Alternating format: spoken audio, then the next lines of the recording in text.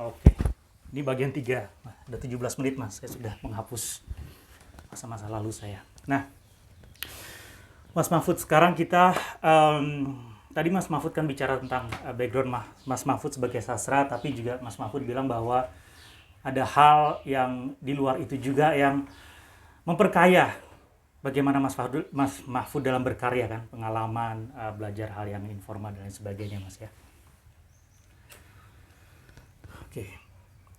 Sekarang kita coba buku ya, Mas ya. Kita coba lihat bicara tentang sedikit buku. Aku minta maaf lagi sekali lagi karena ini mungkin karena seperti kebanyakan orang, Mas ya, beli buku tapi juga belum dibaca-baca. Itu juga saya termasuk salah satunya. Udah 3 harian ini. Karena saya belum membaca, makanya saya juga tidak bisa berkomentar banyak kan tentang ini, tapi juga mungkin saya tidak salah juga ya. Belum membaca sampai saat ini kecuali saya sebagai moderator. Tapi gue coba bacakan ya. Bagaimana Mas Mahfud menuliskan kata-kata di sini. Untuk saya, kudoakan agar semoga hidupmu berbahagia, Ida Laila. Kenapa Mas pilih itu, Mas? Ya, itu tampak pas saja sih untuk konteks buku itu dan untuk konteks hari ini gitu. Menurutku kita masih ada di pandemi dan tiba-tiba aku melihat lirik lagu yang sebenarnya judulnya tahu nggak? Nggak tahu saya. Ida Laila itu saya mengerti itu di zaman ayah saya. Oke, ya. Jadi itu judul lagunya bukan jodohku. Jadi itu sebenarnya doa seorang mantan. Oh. Tapi itu keputus untuk pesan banyak orang gitu. Dan lebih konteks dengan buku itu, jadi kutipan itu ada di dalam cerita. Dan secara umum Anwar Tohari Mencari Mati juga adalah sebagian aku pakai untuk tribut bagi musik Melayu, di mana Ida Laila dan S. Ahmadi yang ada di institusi Orkes Melayu Awara aku sebut berkali-kali dan di banyak tempat di cerita ini. Ya, jadi kenapa itu ada kutipan Ida Laila di ucapan yang gue tulis untukmu gitu. Ya. Nah Mas, beberapa hari lalu kan kita juga bicara ya Mas ya, dalam artian gini, saya itu cuma bisa menangkap sedikit-sedikit dari novelnya Mas Mahfud dan itu kayak ada entah benang merah, entah ada ketersambungan ya Mas ya. Orang perlu nggak ya mempersiapkan sesuatu sebelum membaca ini, kecuali tentunya ya baca saja dulu ya kan, tapi ada nggak emang persiapan Mas, misalkan mungkin ini ada Daud juga kan, di mana juga ini Mas Mahfud juga menjualnya satu paket itu. Memang ada keterkaitan sehingga ada. Daud dan Anwar Tohari ada dalam satu universe. Kalau kita pakai istilah franchise-nya bioskop gitu. Ada dalam satu universe. Anwar Tohari adalah sequel dari Daud atau prequel, terserah lah. Pokoknya itu sambungannya gitu. Itu ada dalam satu cerita. Jadi sebaiknya teman-teman yang membaca Anwar Tohari sudah pernah membaca Daud. Dan kalau mau Anwar Tohari dulu, ya nggak apa-apa, coba aja. Kalau nanti misalnya nggak dong ada bagian-bagian yang lepas, dan kupikir pasti itu akan terjadi, ya balik lagi cari Daud gitu. Okay. Itu kalau dalam konteks itu. Konteks lainnya ada nggak itu di pertanyaan itu soal persiapan dan seterusnya itu? Iya, maksudnya ya tentu juga di luar sana banyak orang yang tahu tentang Mahfud Ikhwan dan karyanya, tapi juga banyak ya tentu saja yang mungkin juga banyak yang nggak tahu kan Mas. Oke, gini. Aku sangat menyukai interteks. Aku sangat menyukai menulis satu teks yang merupakan respon dari teks yang lain. dan interteks pada Anwar Tohari sangat besar. Anwar Tohari punya interteks terhadap sastra Indonesia secara keseluruhan. Dia punya interteks terhadap fenomena novel pop di tahun 80-an. Dia punya interteks dengan term pop dan seni atau apa ya, budaya massa dan budaya tinggi di baik di saat ini maupun di tahun-tahun yang lebih awal. Dia punya interteks dengan banyak buku yang menjelaskan tentang Orde Baru. Dia juga berinterteks dengan banyak peristiwa faktual dengan Orde Baru.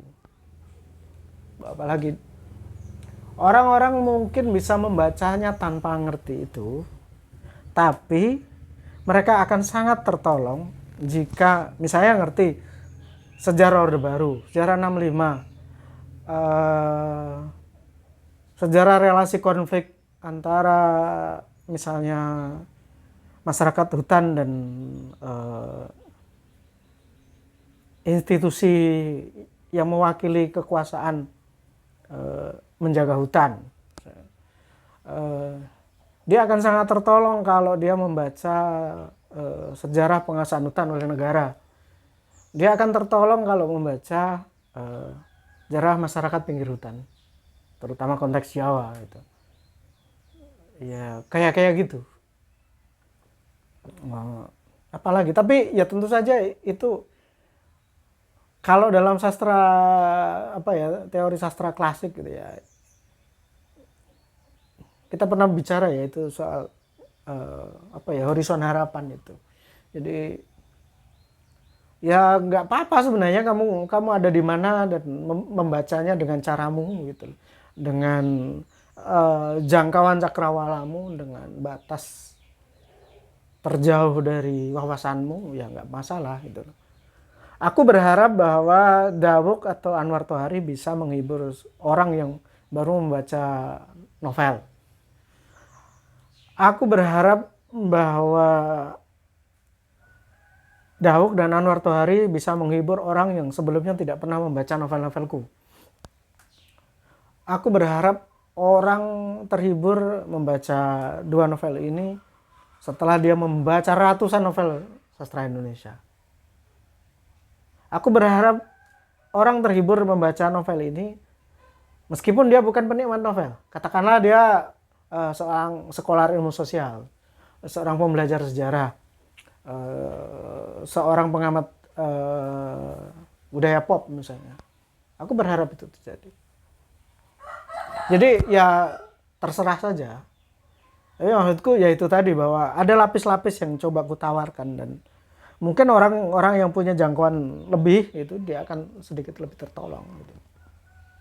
Ini sedikit kasus saja, misalnya seorang pembaca pertamaku mengeluh bahwa dia tidak ngerti jok-jok dalam dialog yang kumasukkan ke novel karena dia nggak connect dengan apa ya, sejarah berdirinya Orde Baru. Itu aku merasa sedikit gagal, tapi kemudian dia juga bilang bahwa oke, ini cukup lucu kok meskipun aku nggak tahu konteksnya itu. Dan tidak mengganggu gitu loh. Ya artinya apa yang tadi ku maksudkan bekerja gitu loh. Cuman ya itu tadi, bahwa ya kalau kamu tahu sedikit banyak tentang sejarah Orde Baru, kamu akan tahu itu bahwa itu Gojek misalnya. Bahwa di tahun 80-an kamu bisa bilang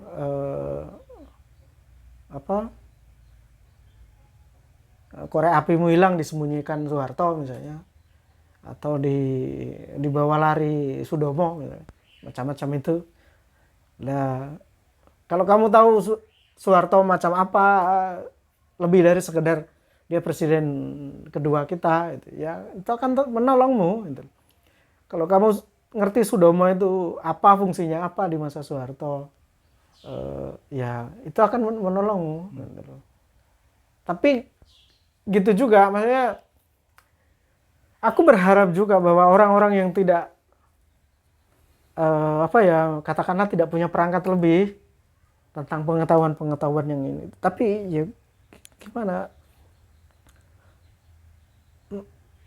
novel meskipun fiksi, aku pikir nggak akan pernah bisa keluar dari konteks tuh. Dan ya konteks itu ya pengetahuan, ya pengalaman, dari yang sangat mendasar maupun hingga yang lebih jelimet, lebih teoretik gitu, atau lebih apa ya, lebih dalam lah, lebih rumit gitu. Ya aku berharap misalnya orang yang tidak tahu banyak tentang Orde Baru membaca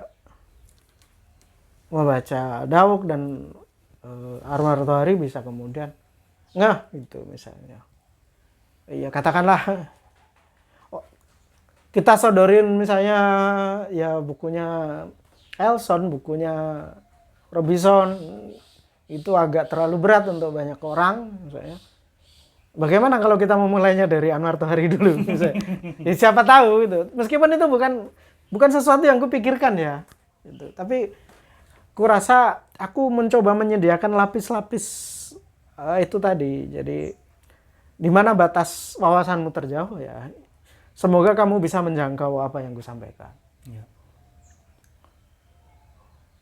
Ya, ini kesannya tipis, tapi saya yakin ya. Semoga saya nggak begitu sok tahu ya Mas ya. Dalam artian gini, bagi saya agak lumayan berat Mas membaca ini, dalam artian jika saya tidak mengikuti karya Mas dari awal. Itu perasaan saya mengatakan kayak gitu, karena entah dari mana saya dapat ya kesan itu bahwa memang ya ini kesannya aja tipis, tapi banyak hal kan di dalam ini, dan juga itu ada unsur pengetahuannya Mas Mahfud tentunya yang berlapis-lapis itu, yang beragam warna itu masuk di dalam hal ini, dimana nggak semua orang punya pengalaman hal yang sama kan.